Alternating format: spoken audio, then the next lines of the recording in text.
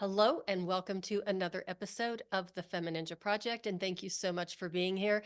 As always, I have a fascinating and fantastic guest with me today. His name is Dr. Fred Moss. He is a mental health advocate, psychiatrist, holistic, transformative, and life optimization coach, author, speaker, founder of the Welcome to Humanity movement, and host of the Healthy Healer podcast.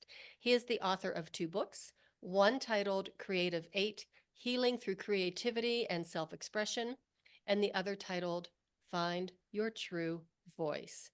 Dr. Fred, thank you so much for being here and welcome to the show. Thank you for having me. It's great to be here. I really look forward to our conversation. I just can't wait to hear a little bit more of your story and really dig into some of the things that you do. Number one, I find it so compelling that, and I told you this before we began recording, that you actually were a college dropout. Twice. And twice. Okay, let's begin there if that's okay with you. Sure. Yeah. I grew up in a home that was I was born to a home that was in chaos and disarray, and I was called on to bring love and joy into that family. This is going back a few years before college, of course, but I saw that communication was really where it was at. I was totally enchanted and entertained by this idea of my two brothers, 10 and 14 years older than me, speaking to my parents.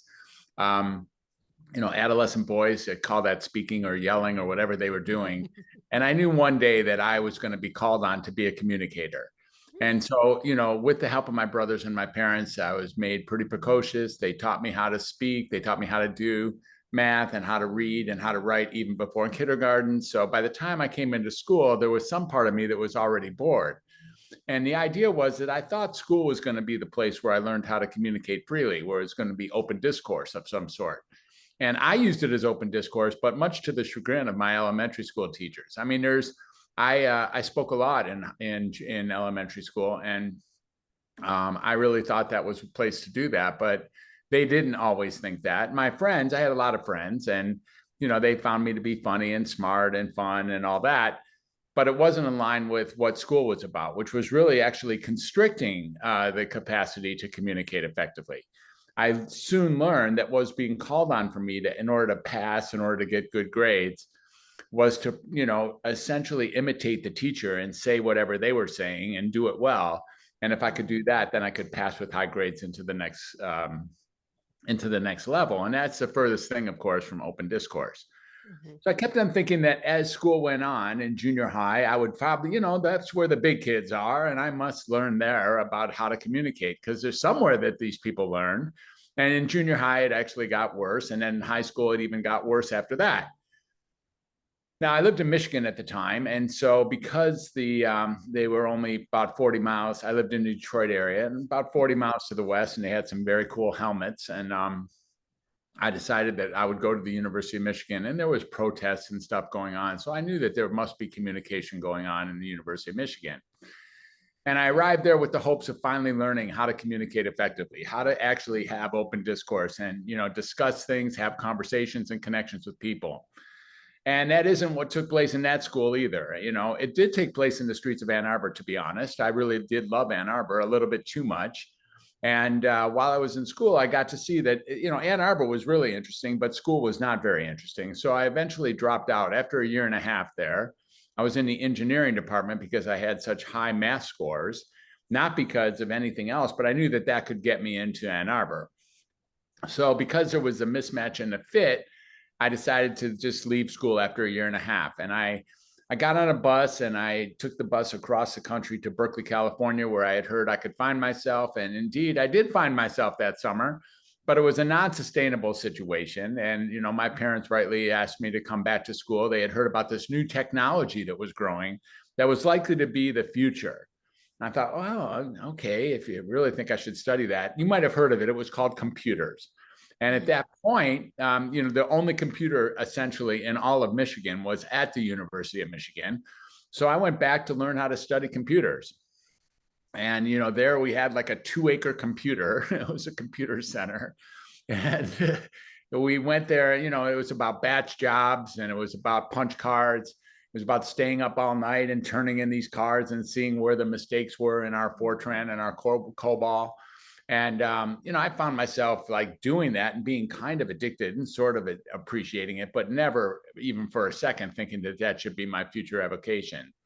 So I dropped out again, actually, a quarter or two later, semester or two later, and made it my business to tell my parents that I would never go back to school again at all, ever again, for any reason.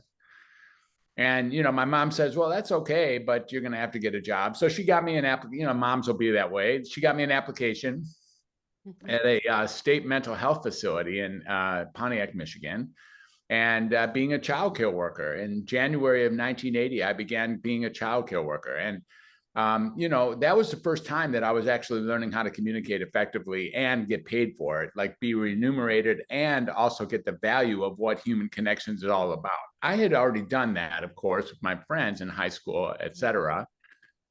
I'm sorry to Yeah, interrupt you, but just had a few comments. Basically, there you are in elementary school, and I'm just thinking about this little kid who's so full of life and interest and curiosity and wants to communicate and share ideas.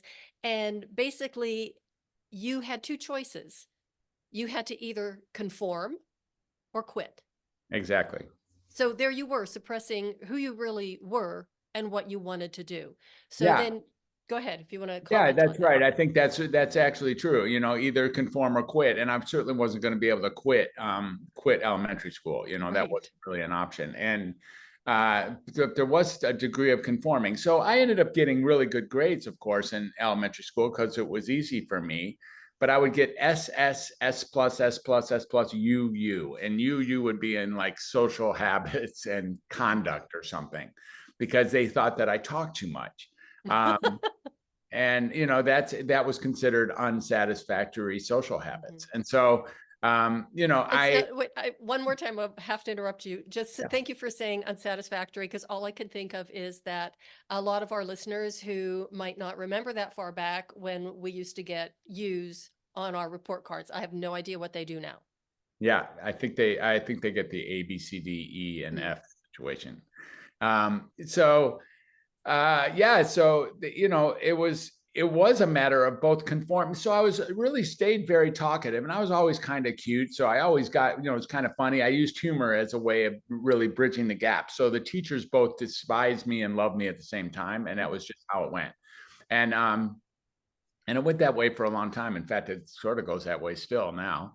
And it's a sort of a method that I used was, being like intellectual in my verbal communication. Later on, especially when I was at Fairlawn Center, that first place that I worked, I started learning that really communication is such a two-way street, and that really it's in listening even more than speaking where the magic occurs.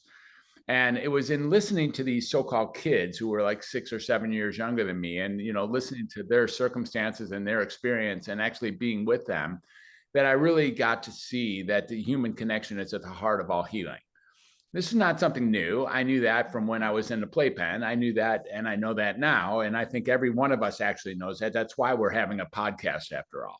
The whole idea is that human connection is at the heart of all healing, and it's what we're really all after. We're all after wanting to be heard and wanting to hear from others, wanting to communicate and connect with other human beings. There's no greater medicine in the world than a human connection. Mm-hmm.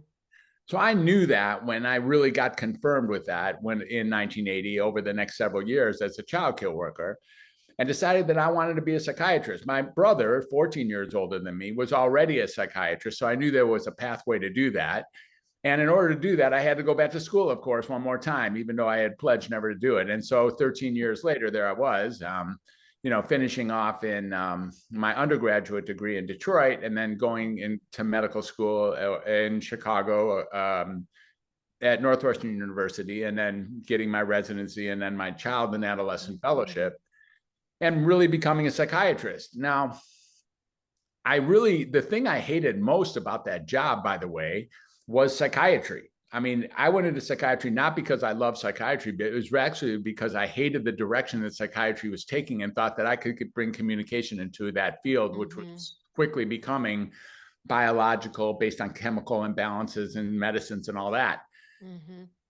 It was not something I wanted to do, but by the time I got spat out into the system, that's all that there was left to do. I was already sort of typecast to be a diagnoser and psychopharmacologist. And I became very, very adept, very capable of being both a diagnoser and a psychopharmacologist. But again, like you already pointed out, it was completely misaligned with my soul. You know, what was here as a psychiatrist was totally misaligned from what it is that I knew could really help people. So I plodded along. I trudged along, if you will, with the idea that I could bring communication and connection into that field and continue to be a communicating psychiatrist, even though that I was being called on to be a diagnostician and a medication provider, among other things. Sometimes the leader of a clan, of a mental health clan. And as I got out of school, I started to look for jobs for which communication was called for from a psychiatrist. So if you looked at my CV, you would see that I have worked in every single modality available in the United States, essentially. I mean, everything from residential homes to inpatient units, outpatient units, orphanages, homeless shelters, nursing homes, three-quarters houses, halfway houses, partial hospital programs, jails, prisons. I've been really all over. And that may look like an impressive CV. And in fact, of course, it is. But the whole idea of that CV is that I left those jobs. I left those jobs because usually my communication skills was not what was ultimately being asked of me.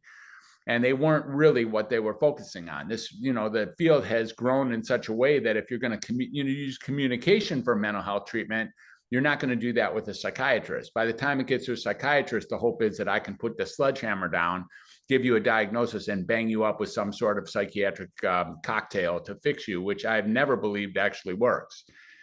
And I learned that again in that psychiatric hospital. We used to call the psychiatrist on call, and he'd come down. We'd call him because Timmy was up too late or Jimmy and Johnny got in a fight. He'd come down and talk to those kids for like 3 seconds, and then talk to us for like 7 seconds, and then go take his pen and write something in the chart. And then we'd have to retrieve the child, hold him down against his will, and jam him full of some sort of antipsychotic cocktail. The thing that's, it may sound barbaric, but what's most interesting about it is that's still going on this very day. To this morning, that has happened hundreds of times in hospitals around the United States. It has not slowed down at all. Okay, I have to interrupt you again. I'm so sorry. Forgive No me, problem. Dr. Fred, but I'm finding this whole conversation fascinating and disturbing at the same time. Yeah. Because I would think that I'm a medical professional. I was in 2 different careers Sure. over a time of 40 years.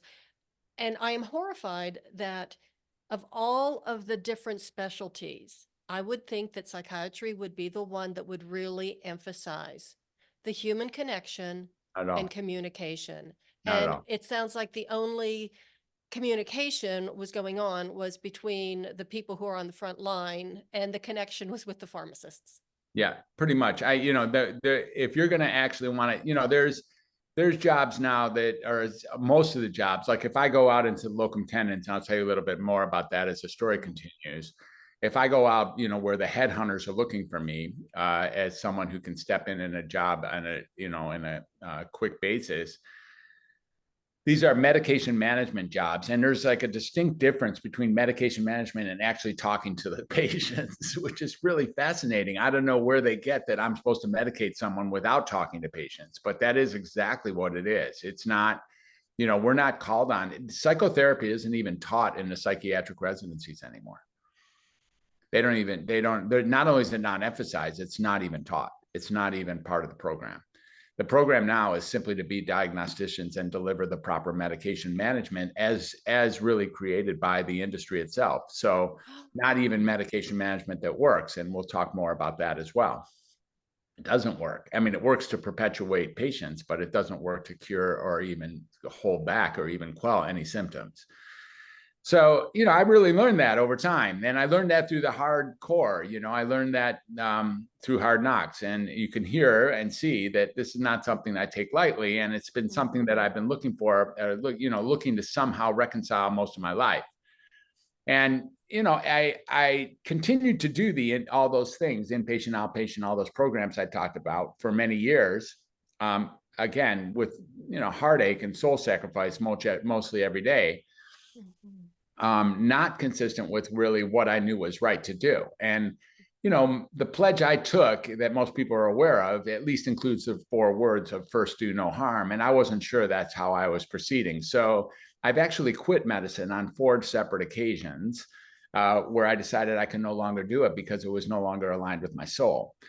And I kept on going somehow. I realized, and I am a healer, and you know, I'm so glad that I did, because right now I'm finally doing work that is really consistent with who I know I am. And in this coaching and restorative coaching, I finally learned, I found a place, a niche where I can make a difference. But it took a long while, and there was a lot of bumps and bruises. And in 2006, I finally got so sick of it all that I decided to do something that was, you know, a little bit radical at the time, even though it doesn't really sound like it should be radical. And that was, I had a couple thousand patients. I had a big practice in Cincinnati, Ohio by that time. And I started taking my low risk patients off of medicine altogether. And it was like, whoa, I know, wow, like, whoa, That's radical.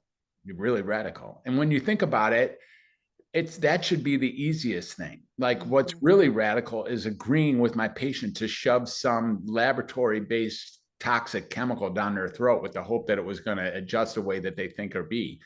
And that's radical. I mean, in real life, that's right. Removing that stuff doesn't seem like it should be radical, but that's what I did. And sure enough, all my patients who I did that with got better, and often reliably better, and frequently without, no longer with the actual diagnosis or symptoms that they thought they were taking the medicine for in the first place. That happened so reliably that I really began to see that these medicines and the diagnosis themselves actually induced or increased or perpetuated or frequently actually caused the symptoms they were marketed to treat. When that became clear to me, I wanted to go to the top of the mountain, of course, and just, you know, scream that out to everybody. Like, hey, these medicines are doing you wrong, you know, and it's not just the medicines, it's like the diagnoses as well. But being violent about it, I later learned, wasn't really going to work to get the message across. So, you know, screaming at everybody, shaking people, throwing up against the wall, that's not going to really work ultimately. So I had to learn how to really soften it up and become a little bit more entertaining, which hopefully I've now accomplished. And the idea here is that, you know, the industry is created to perpetuate the symptoms. And the way it does that is by creating treatments that perpetuate the symptoms that's marketed to treat. So, you know, when it does that, it's a great business model, by the way. I wish I would have designed it. It's, you know, it's a model that creates $1 billion a day, billions of dollars a day in profit margin alone. There has never been an industry in the history of the world that creates profit margins like that. And this industry definitely does that reliably every single day. So it's pretty cool. I mean, I really, seriously, if me and you would have designed it, we'd be living in the hills somewhere, not just in Yeah, Colorado. I know, but just the way you think, the little short time I've known you, you just don't think like that. You would not be able to live with yourself, and I wouldn't either. So, No, you know, but I would from a rather straight just, financial standpoint, it's a pretty good deal. And you're right, I couldn't really get around it. And I'm part of it yeah. now. I'm part of the machine. So I've had to kind of negotiate myself through being part of the machine, and really, how do I stay in the machine and keep a foot out of the machine so that I'm not biting the hand that's feeding me, and at the same time making a difference in the world for why I came into the field and why I came on the earth in the first place. And using these as obstacles, or as what some people call conditions of the game. You know, that's just what's here to be dealt with. And when you start looking at the field that way, that's just what's here to be dealt with. You get an opportunity to meet some really interesting people, both within and without the field. And you know, I've been lucky enough to meet some great people, and you know, really learn, like, what is it really going to take for me to make that kind of difference in the jobs I had from 2006 forward. You know, I began to take more and more of my patients off medicines, and they just got better. You know, they just always, like, of course they got better, you know, I have kind of. got to ask, when they started to get better, I mean, was that just such an incredible, like, revelation for them? Did they For feel them, yeah. liberated? Were they Oh what yeah. just, you know, throw up their hands and sing hallelujah? I mean, this is Not just necessarily. fantastic. It's a really good question. And there's another group of people that you maybe hadn't thought of, and that's the people who are benefiting from keeping themselves underneath the blanket of the symptoms. So Oh, there's a large group of people who either get financial reimbursement or some sort of secondary gain by being identified patients or by carrying a diagnosis which explains the parts of their life that they're not very happy about. I see. So when people do things, if they hurt somebody or they forget something or they miss a deadline or they're awkward in public or they have bad memories or they have trouble sleeping or they have trouble getting along with their family or whatever they have, if I or one of the diagnosticians can give you a diagnosis that actually explains that, there's something very relieving about that. Psychiatry is the only subspecialty in medicine that when you're told that you're okay, you actually get pissed. People come to a psychiatrist not to hear that they're okay. They come to a psychiatrist to get confirmation that there's something wrong with them that can explain all the stuff that's going on in their life that they're not proud of. And it's not, of course, this is not across the board. So I want to make this disclaimer. It's very important. There are people out there who are really, really happy with their psychiatric care. The psychiatric care, the psychological care, whatever's going on with them, their medicines, their diagnosis, that whole thing. And they feel like they found what they needed to find and they're living a life at the highest level they could ever expect, all because of their therapeutic intervention. For those people, please don't ever get off their horse. I mean, please stay exactly where you are. If you have found anything in your life that's working at that level, you should just stay there for sure, no matter what it is. So this conversation is not really directed at those people to argue with me and tell me that it's working for them. That's great. If it's working, please keep doing it. This is for the hundreds of millions of people who don't meet that criteria, however. And there are hundreds of millions who feel like they're either misdiagnosed, underdiagnosed, overdiagnosed, overmedicated, undermedicated, mistreated in some way, shape, or form by the mental health system. This group knows what I'm talking about. This group is totally aligned with what I'm saying. They are totally aware of what I'm saying. No, they're not arguing what I'm saying. They're really happy that there's a psychiatrist out there who can speak this truth. That's the group that I'm really pointing to. And there's other groups who are in the middle who aren't sure about what I'm saying. That's okay too. But, all I'm really saying is that when you really look at this, it's not like the medicines are evil and it's not like the diagnoses are evil. They're just benign. Those things they're not human. They're not no medicine's making any decision for anybody. And, no diagnoses are like calling up and swamping people. That's not happening. What's happening is that people are pretty sure there's something wrong with them ultimately, and that they want confirmation from a professional of some sort that there's something wrong with them. And then once they learn in confirmatory way that there's something wrong with them, they want the treatment that's associated with that, whatever is wrong with them. So then they get medications, the horse and the cart flip, the medications actually start causing the symptoms they were marketed to treat. And now there is something wrong with them. They do have a chemical imbalance. It's true. When I feed you up these chemicals, you now have a chemical imbalance. It's what the whole point is. And that chemical imbalance gets created on the back end of you coming in with some sort of concern about depression, about your anxiety, about your fears, about your memories, about your, awkwardness, about your disorganization, whatever it is that you have. I then give you a medicine that gives you a small taste of feeling better for a short period of time and then perpetuates, increases, induces, or causes the symptoms it's marketed to treat. And it looks like your symptoms are getting worse. It looks like, oh yeah, that's my condition.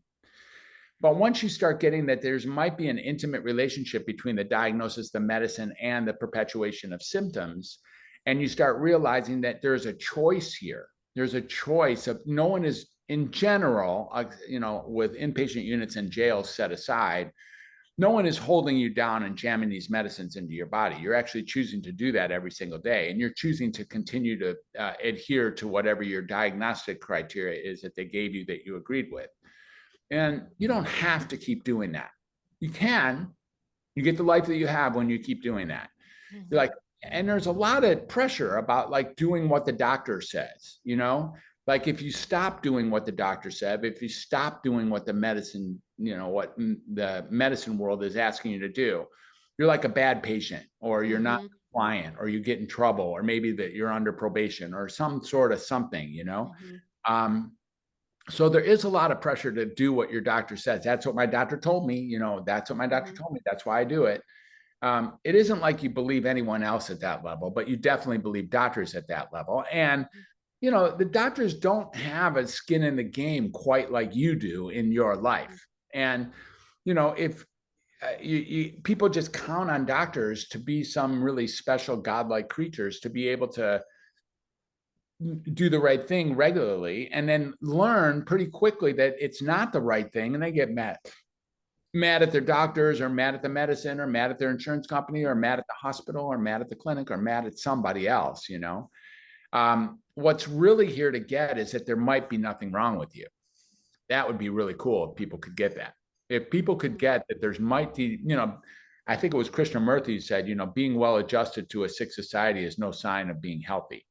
Some version of that. I'm butchering a little bit. The idea here is that if you're uncomfortable in this world, if you're afraid in this world, if you're depressed in this world, if you're anxious in the world, like, I get it. And so do you. No kidding. You got plenty of reasons to have all those things. Plenty of reasons. If you want to look for a reason to be depressed or afraid, there's hundreds of them waiting for you. If you want to look for a reason to be anxious or disorganized, there's an endless list of reasons to be anxious or disorganized, or any scattered or afraid in public or anything like this. You're paranoid, or there's all sorts of reasons to have that going on. And when you can get that, we don't blame a log for burning in a fire. It's a fire. You put a log in, it's going to burn. We do blame ourselves for burning in our own society. And the truth is, this is a society that's promoting our own burning. So when we are burning, when we are uncomfortable, when we are dysfunctional, when we are confused, when we are aimless, when we are, just scattered, or angry, or terrified, we think there's something wrong with us because we equate being uncomfortable with having something wrong with us. Whereas being uncomfortable could be seen as part of the actually, indeed, dare I say, wonderful aspects of being a human. We sort of we're getting a full taste of all the things that humanity can offer, and including the stuff that is pretty terrible and pretty uncomfortable, pretty miserable. And we get that as well. And it's okay, in other words, to be very uncomfortable in a world that is promoting your discomfort. There's nothing wrong with you at all.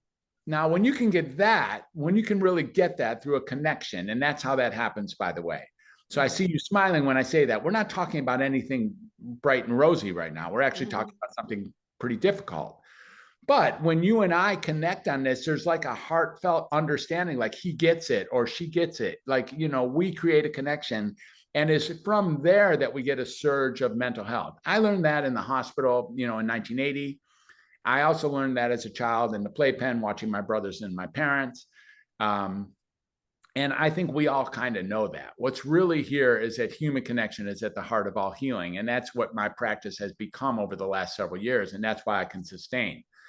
After the fourth time that I quit medicine, I decided that I could come out one more time and maybe be a coach, like not have to medicate, not have to diagnose. I earned the name the undoctor at one point, where I was the undiagnosing, unmedicating, and then undoctrinating doctor. And created Welcome to Humanity. And Welcome to Humanity is pretty self-explanatory. The idea is that all of this is just a human experience. We're all on this journey together. We're all just taking this journey step by step into this, both difficult and ecstatically beautifully situation called life. It all goes on every single day. And when we start looking at that, you start looking at what's really here is to communicate. It's all that we really have ultimately. It's all that we really want, is to be heard and seen for who we are and who we're not. And when we communicate with each other, when we actually connect, we create a healing environment that is really synonymous with love, synonymous with being together, with walking through this incredibly difficult, obstacle like entrenched life that is so filled with hurdles that are in our way of having it work. And This has been true really for eons. Mhm. Maybe it's gotten a little bit more complicated over the last several years or this last several decades, maybe, but it's always been the most difficult it's always been. It's Mhm. like whose ever life you've been in, if you look at their writing and look what they were saying, if we go back to Buddha, it's always been difficult. Mhm. Socrates and Plato, it's always been difficult. Jesus, it's always been difficult. Mhm. In the early, first, second, third centuries, it's always been difficult. And you really start really seeing that, oh yeah, this has been the human condition, the human experience. Let's just be honest about it. Mhm. And when we're honest about it and then create a connection with ourselves, with whatever higher power we have, we can then learn to give ourselves a high quality life. How do we do that? We do that by detoxifying ourselves from the things that are no longer aligned with what is serving us. Be careful what you eat, be careful what you watch, be careful who you talk to, be careful what you listen to. It's harder and harder to be careful. These computers and these boxes that we're carrying around that we're calling phones, when it's almost silly to call those things phones at this point. We're so addicted to these things. We are so totally cyborgs at this point. Most of us are just, it's just amazing how impactful Mhm. computers and AI, that field that I almost went into the second time I dropped out, it is, they were right. It was the future. And Mhm. now what are we doing is we're creating connections like this, where you and I are literally 1,000 miles away from each other Mhm. and living on real time, expecting this screen to work for us. Neither of us are really with each other. I'm here in my house. There's my cat over there. I have another cat over there in Northern California, and you're there in wherever you are in the Denver area. And we're having a conversation, assuming that we're in the same place together, but we're both just looking at two-dimensional flat screens, staring Mhm. down pixelated lights and Mhm. pretending to make sense out of it and do the translation that has us think we're with another person when we're really not. And this is I mean, you start looking at this shit, you start realizing that every single second of our life is so freaking complicated. How in the world could we possibly stay afloat? Very, very good point. And, I'm so glad that a couple of things that you brought up, especially, with the computers and those little devices that we have in our hands constantly, which is a really huge pet peeve of mine. It drives me crazy to see that people just cannot function without their phone in their hand and their face in their phone. And Yes, it drives me crazy on so many levels, especially if going out to eat and you see an entire family sitting there, not even paying attention to each other, but looking at their I phones. know.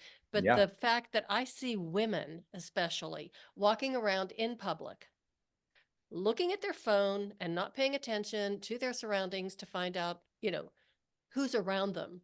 yeah, That's so incredibly dangerous. And that's just my, yeah, PSA for the day. Plus yeah. the fact that you brought up humanity and AI. I mean, I understand part of it, but a lot of it really scares the hell out of me. Oh yeah, for Because sure. who's programming it? Yeah. Nobody's programming it anymore. It's programming itself these days. And I have another program that I built last year. It's called AI meets mental health.com. And this is a program that I invite you to join us in. We've had a few different symposiums already, or webinars, and AI meets mental health.com. My friend Rex Sykes and I started that program, and we're really start looking at the interface of what, mental health of the humanity and the interface between that and AI, and how AI has the impact on mental health, but also on how our mental health has an impact on what AI is. And we have no Cool. idea what AI is. We just have no idea what's coming down the pike here. And this thing is so wickedly powerful. We have, and once it starts being able to regenerate itself, which it actually can do already, creating its own computers and thereby becoming almost every criteria of a sentient being. It's there to make decisions for us, and that we lean on it as an assistant, perhaps, or as a guide, or as an information monger. Mhm. But ultimately, this thing is, potentially so terrifying, as far as, like, the end of the world as we know it. The end of the world Mhm. as we know it is already here. The end of the world in per se, I mean, it's one possible option. And Mhm. whether or not it's even going to occur is sort of like, well, okay, we have to deal with that, pour that on to all the other challenges that we have Mhm. inside the world of mental health. And we start realizing that the best thing that we have for us still doesn't change. And that is human to human connection. We don't have anything better than that. We just don't. There is no stronger, more potent medicine, and there's nothing we long for in the world more than a true, honest human connection. When, whether that's with a romantic partner, or whether it's with our kids, or whether it's with our friends, or whether it's with colleagues, even neighbors, even across the aisle, the thing that's missing, the greatest threat in the entire world isn't what we think it is. The greatest threat in the world isn't COVID. It isn't climate change. It's not racism. It's not AI. It's not, wars in Ukraine. It's not sex trafficking, wars in Israel, et cetera. It's not all those things. Those things are calamities that could take down the human race, all of them. I am not diminishing the impact of any of those. They're massive. But each and every one of them is going to require open and honest communication to get on the other side of it. And therefore, that's the fire extinguisher. And therefore, the most important piece and the greatest threat to all of humanity is that we are extinguishing our extinguishers. We are choosing no longer communicate with each other on these important topics, instead dismissing and disregarding people for being on the other side of particular issues. Families are breaking up, groups are breaking up. If you disagree with me about this or that very important divisive issue, then it's my job to never listen to you about anything ever again. And so many of us have fallen into that trap. And if we can't learn how to speak openly and honestly with our adversaries, put a flipping fork in us, because we are done then. We're not done because of these issues. We're done because we are putting out our extinguisher. And you know what? If I were a suspicious person, which I am, I would say that it's almost by design that somebody somewhere, maybe it's this AI undercover, trying to separate us and trying to point out our differences. Except, if we just take a step back and see how much we really have in common. I mean, we're human beings. We need each other. And now you're talking about the communication. So I pulled this out of your bio because I just love this quote. I thought it was so beautiful. What you said was that communication is where love arises. That gives me chills just going that far. And then you said, from speaking the truth and living authentically is the source of that love. And it all comes back down again to the human connection, to the relationships, to restoring human dignity, just one relationship at a time. Exactly. I mean, if you have something more powerful than that in your life, then you should be doing that. But you don't. So this is all you have to do. Ultimately, there is nothing more powerful than that. And whatever it takes to get that done, you can be like, yeah, he's a jerk, or she's a fool, or they're mean, or they're bad, or they're wrong, and then just disregard people. But if you can get that you would be doing exactly what they're doing if you would have grown up like they did, like given the information they have, this is what they see as true. And listen authentically, radically listen, speaking your truth the whole way. You see the book behind me, this Find Your True Voice book. One of the things about that book, it really takes into consideration that in order for you to resonate effectively with another human, one of the prerequisites is that you're going to have to be speaking truly. We have developed over time as humans to begin to pretend to be people that we're not in order to protect the person that we are. Do you get how ridiculous, insane, preposterous, and ludicrous that is? I mean, it is so ridiculous, because here's what's seen, it doesn't work. It doesn't work. So if we're absurd enough to actually try to be someone that we're not in order to protect the person that we are, isn't it silly even hearing it? It's like, you're still going to be dismissed. You're still going to be disregarded. You're still going to be thrown off the island. You're just going to pretend to be somebody else than you, and it's somehow going to hurt less because they never actually got to know who you were. They only got to know who you pretended to be. We've come to the point where we are now frequently saying things out loud that on real time, even we don't believe. What the hell is that? Well, it also sounds really exhausting. If I'm trying to pretend Totally. to be something who I'm not, or be someone I'm not to protect the person that I really am, how do I know which is, I mean, am I going to get confused sometime? For sure, you're going to get confused because you're going to have to keep a track who you said this and what to at any given time. And so, because they're going to talk to people about what you said, and you're going to have to know, well, did that person tell that person about me saying this shit that I don't even believe at that time?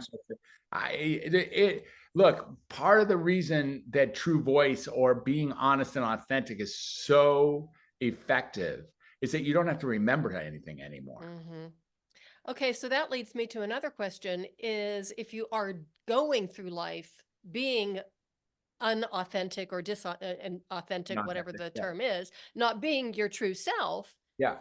then could that explain why there are so many unhappy people in the world? Because there is so much mental illness. There's so many people who are so, at a gut level, gut wrenchingly unhappy. And as a human being, it just really saddens me to see that.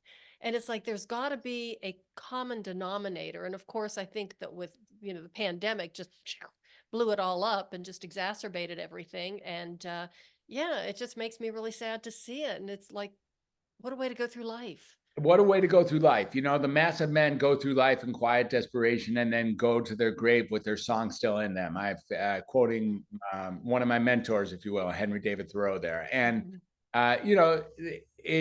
what is more tragic than going through life with your song still in them? Actually getting through this thing called life with no one ever getting to know who you really were. Mhm. Really? And what makes it so interesting is these aren't bad or stupid people who are making those decisions. These are great people. These are Mhm. wonderful, powerful people who are making those decisions. What's driving the decision, more or less? And I've opened this up when I've done some keynote speaking on the topic.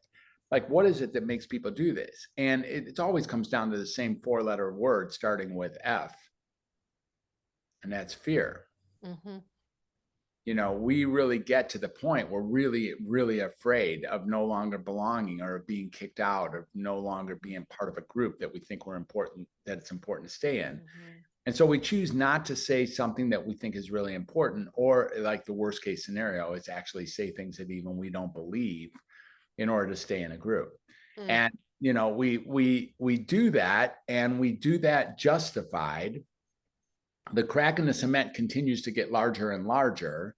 And Mhm. how can that not create a dissociation, a soul sacrifice? This whole idea of Mhm. the duplicity that I spoke of, early on with my duplicitous nature, like actually having to medicate and diagnose people when I know better, actually having to call people wrong, bad, ill, afflicted, affected, defective, all those things that I've had to do as a psychiatrist. I'm not aligned with any of that. I'm Mhm. not. I don't see you ultimately or that person as being any of those things. Mhm. And yet I have to make that claim, put a stamp in the chart, say that's what's so, and then carry on. And then you have to believe me. And then I have to give you something that's supposedly supposed to fix you, which has essentially no chance of fixing you, and hang my name on it. So Mhm. that's me being duplicitous. And that's some pretty high, pretty, Mhm. I suppose, transparent form of duplicity. And not the only place in life where I've been duplicitous, because we're really taught how to be duplicitous. Where did we learn how to be duplicitous? First grade. Right there, when we were told, no, you can't be you. Mhm. You need to be me.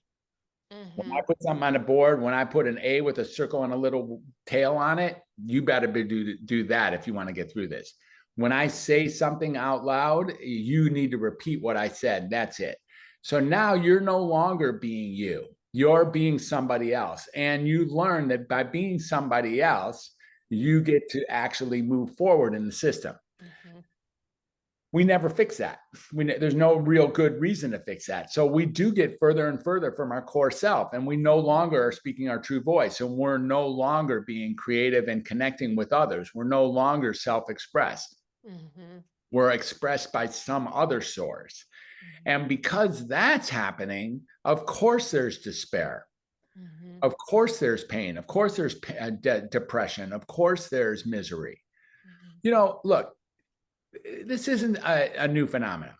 um, I butcher this story a little bit too. So for those people who are much more well attuned to this than me, please excuse me. But my understanding is that Siddhartha Gautama, he sat underneath a tree for a while, right? He sat there for a while, and he worked out a lot of things. I mean, we're still very interested in all the things that he's worked out over time. Many, there's people devout to Buddha that really, really care a lot about his teachings. There's only about one thing that he wasn't able to reconcile, and that's life misery. It's miserable being alive. That the default system for being alive is to be miserable. And our job is to deal with that misery effectively. And the misery comes from the duplicity. It comes from being attached. It comes from having desires. That's using some of Buddha's teachings. I'm not a devout Buddhist by any nature, nor do I, pretend to be. But what I'm saying is that this is not a new phenomenon. It's just gotten a little more complicated in its complexity, in its multidimensional complexity. And what's really here is to see that we're now being pushed harder than humans have ever been pushed before. It's going faster. Who did I talk to? Oh my God, I'm trying to remember which conversation this came. Can't even tell because they all come from the same box. So I can't really identify who said what when. I know what it was. It was a conversation between Brene Brown and Esther Perel. They had a great conversation on a podcast, and they're both amazing human beings, by the way. If you don't know either or know both of them and your listeners, those are two human beings for sure. And it was like flying into, oh gosh, it was, Brene said it and I forgot. Now I almost don't want to continue, but it's something like flying into a mountain. And it's what airline pilots use, this phrase about when you're kind of blindly flying into the side of a mountain.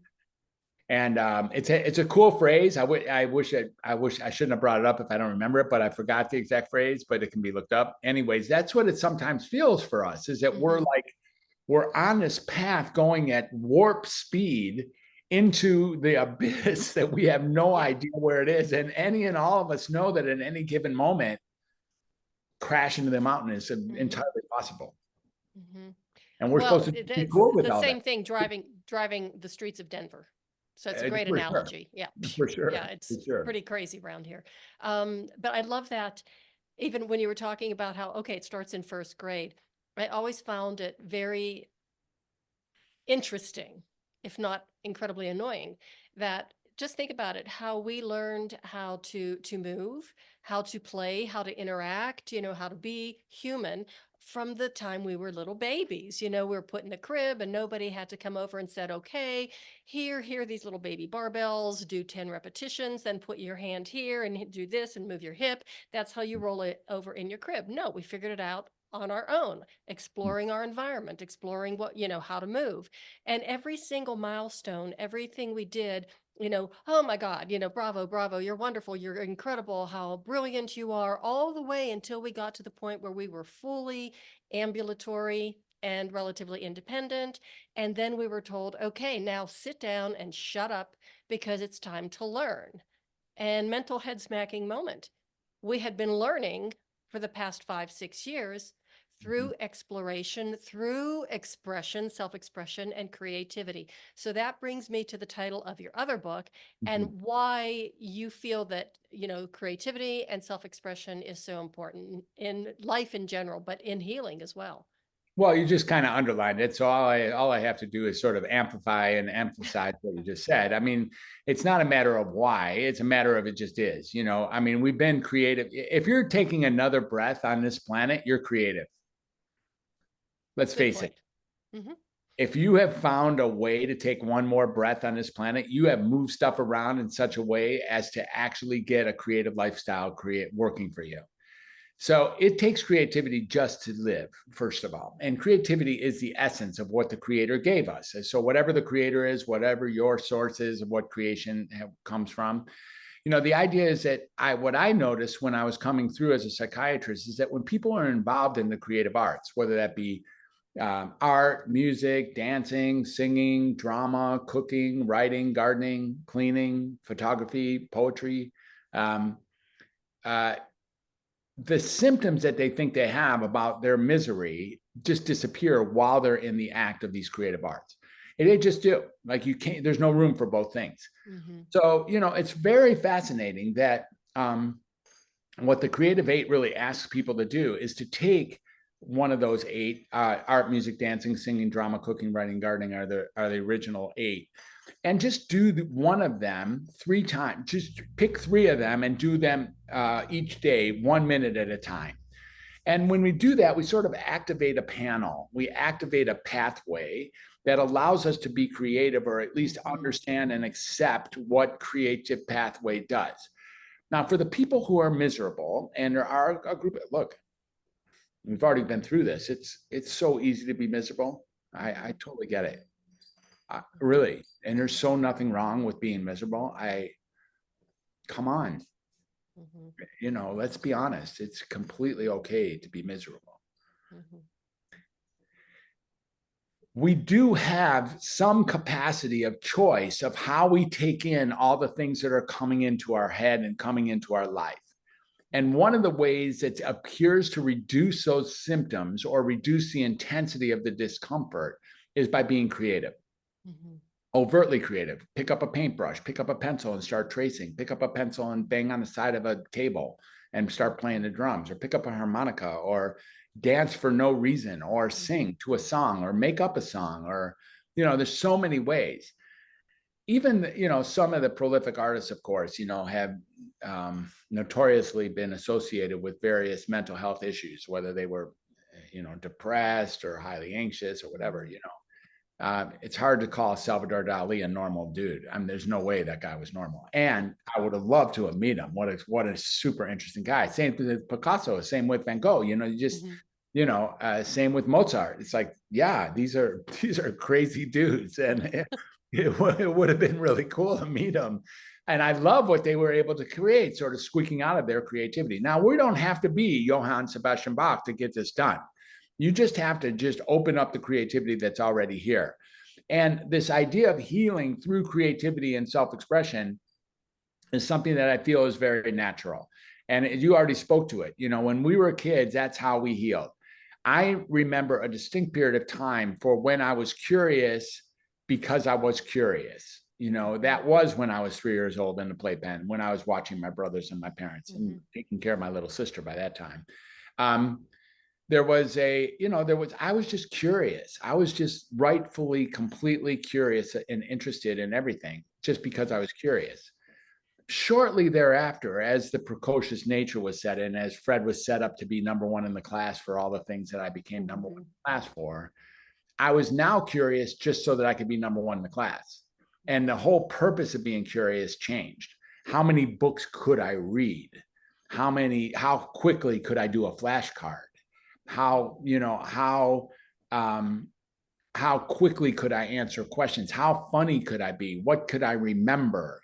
How many numbers can I remember in a row was another thing they had me do. And, it's like, that's a totally different motivation that's different than the pure level sort of childlike, we call it childlike curiosity. But the truth is that stuff never died. We all have that. And as we zero down on ourselves and rediscover what is important to us from our core, we get to then find our true voice. And in that true voice, we get to resonate harmonically with humanity. And in that process, like, if I show up as a clean tuning fork with minimal, cobwebs and rust on my metal, then I have a good chance of harmonically resonating with that part of you. And you and I get to then resonate harmonically to connect and have a conversation, and in that create the healing that we're talking about here. I wish I had a medicine that was like even 1/100th as powerful as that. The medicines I have in my armamentarium, the ones that are created by the drug companies, they're very powerful, but they don't do this. Come on, they don't do this. What do they do? They actually cause lifelong patients. That's what they do. Okay, that just gave me chills again, and not in a good way. So tell us about Healing the Healers. I find that very intriguing. Tell us about that program.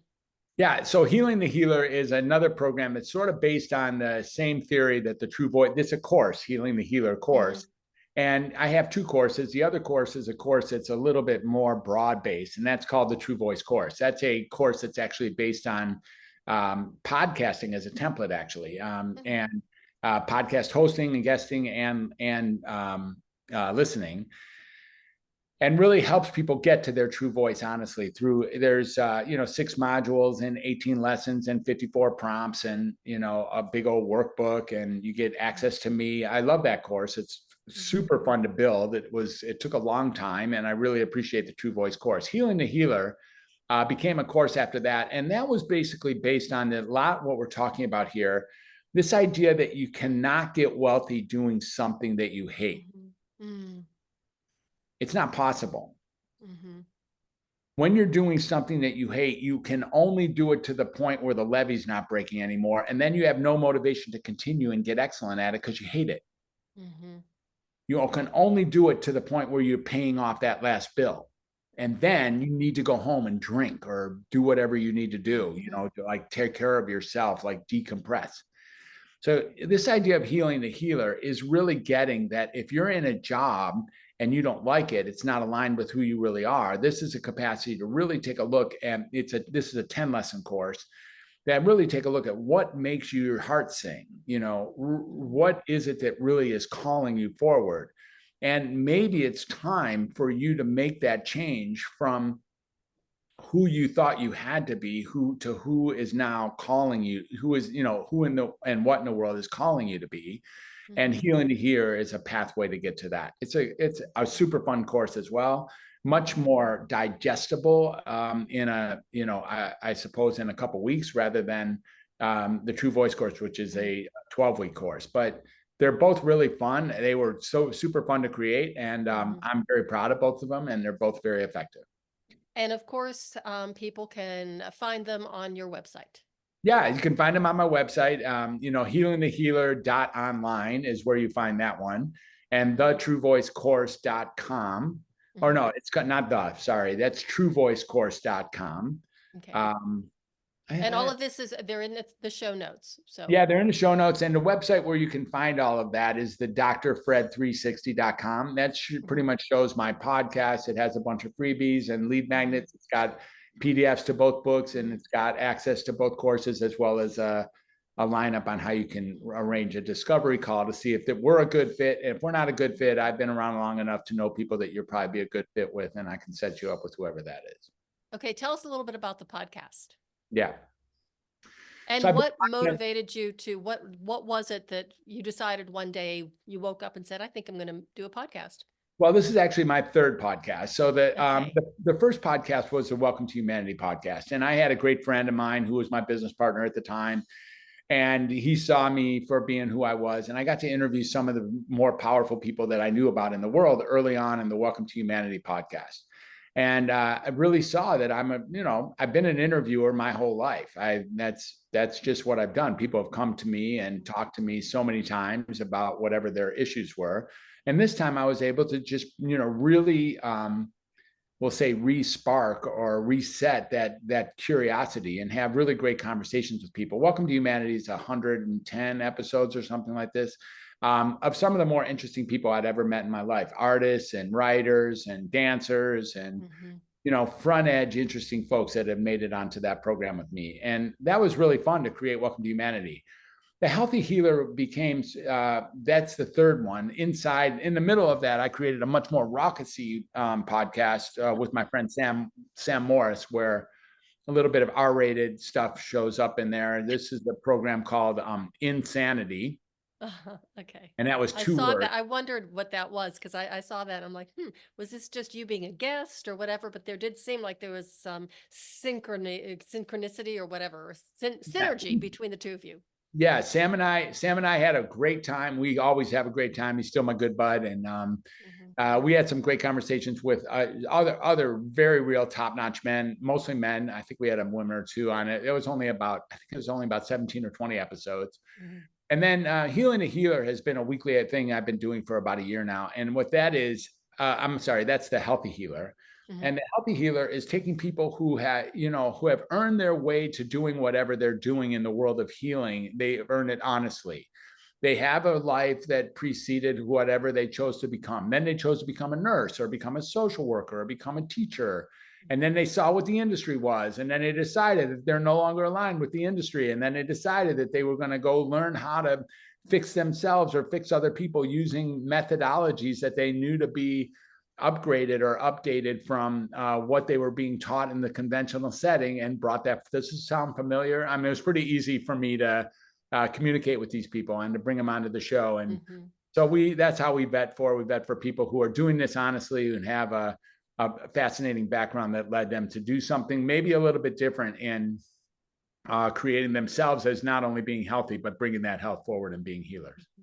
Yeah, I'm a recovering physical therapist, and There that you was go. actually my second career.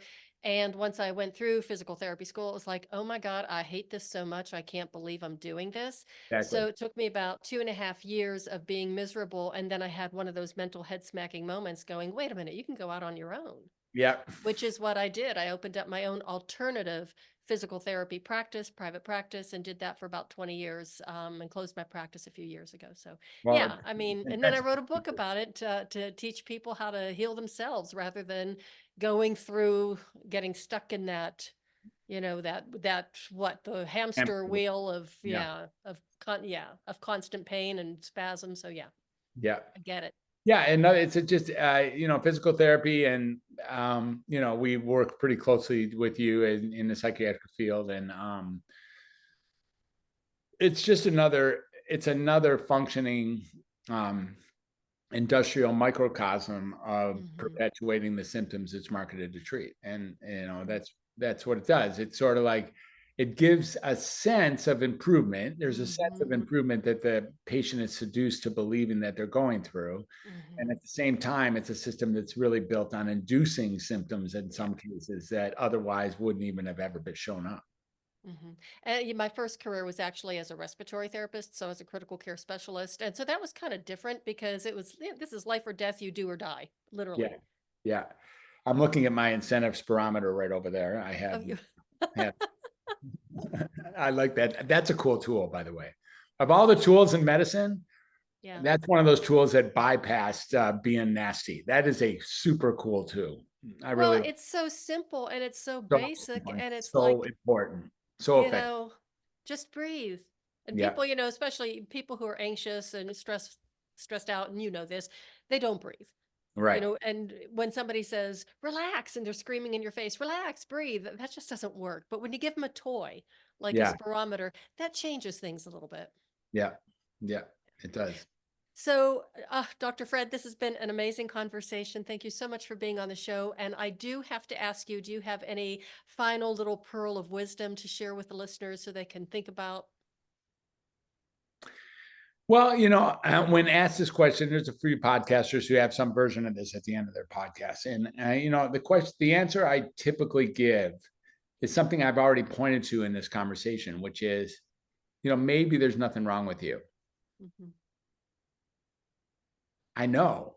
Shocker of shockers. You're like, no, there is something wrong with me. Okay, you can argue for your limitations all you want, but really, maybe there is nothing wrong with you. Mhm. Maybe what you're doing is walking through life just like all of us are, trying to make sense of a nonsensible situation. Mhm. There are so many things going on that are so hyper stimulating, and you have no chance of actually putting all of that together.